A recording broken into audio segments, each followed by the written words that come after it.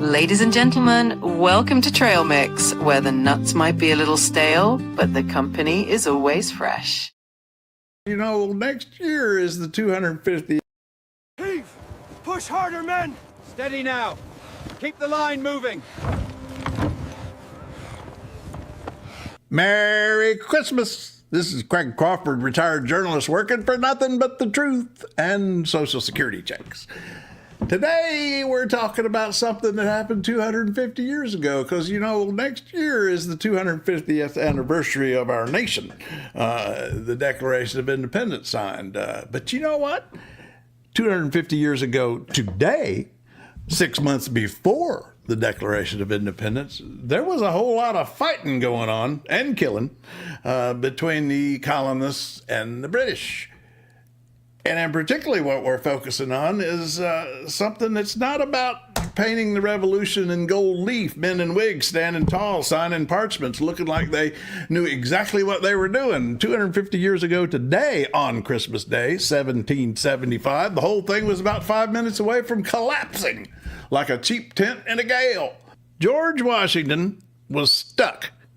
He was sitting outside Boston staring at the British, and he had a problem that no amount of speech making could fix. He had no gunpowder, no big guns, and an army that was planning to go home on New Year's Day. They were about to quit. He didn't need a general. He needed a mover. He was sitting there in Cambridge, across the river from Boston, where the British had occupied the whole place, and he didn't know what to do. So enter Henry Knox. Now, Henry wasn't a soldier, really. He was a bookseller for Boston, and reports are he wasn't too good at it. Wasn't much of a businessman. He was a big man who enjoyed a good pudding, as they would say, and a quiet afternoon reading about artillery in the comfort of his shop. Interesting thing about him, he was fascinated with artillery. Of course, the war was going on. Everybody had war making on their minds. He was the kind of fellow who knew the theory of moving mountains, but hadn't actually lifted anything heavier than a ledger. And he told Washington, "General, there's 60 tons of cannons sitting up in Fort Ticonderoga, way up in New York, 300 miles away. I reckon I can go get them, and we'll scare the British into leaving." Well, that sounded pretty fantastic, but Washington was fairly desperate, so Washington said, "Go ahead." Washington must have looked at him like he was speaking Greek. I mean, Ticonderoga, the fort that they had taken up there, was full of that artillery, and man, it would help. And it was the middle of winter. Through the Berkshires, there were no roads, just trees and snow. How was this going to happen?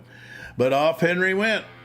And 250 years ago today, while most sensible people were roasting a goose, the bookseller was up near Saratoga, waist deep in a drift, shouting at a Knox on his way to Boston.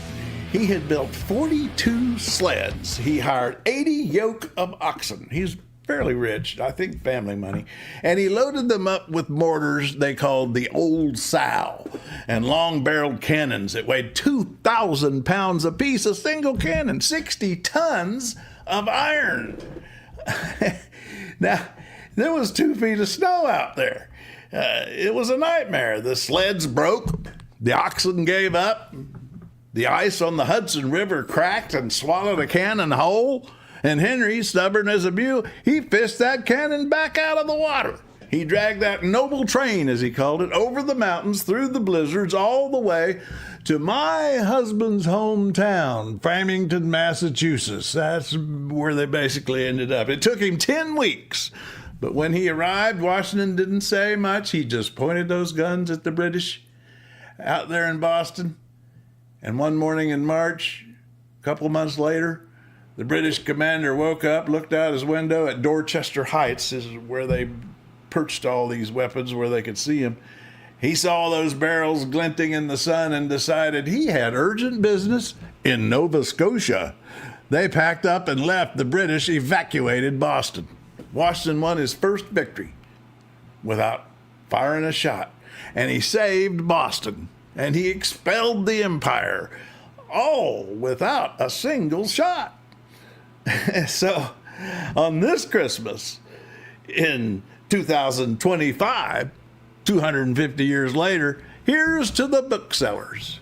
And here's to all those folks who dragged all that tons of iron through the snow to save Boston and ultimately give us a victory that led us to victory over the British in the entire Revolutionary War 8 years later. These were the people nobody watches and seldom remembers in history, but you know what? They're usually the ones that saved the day. Heave! Push harder, men! Steady now! Keep the line moving!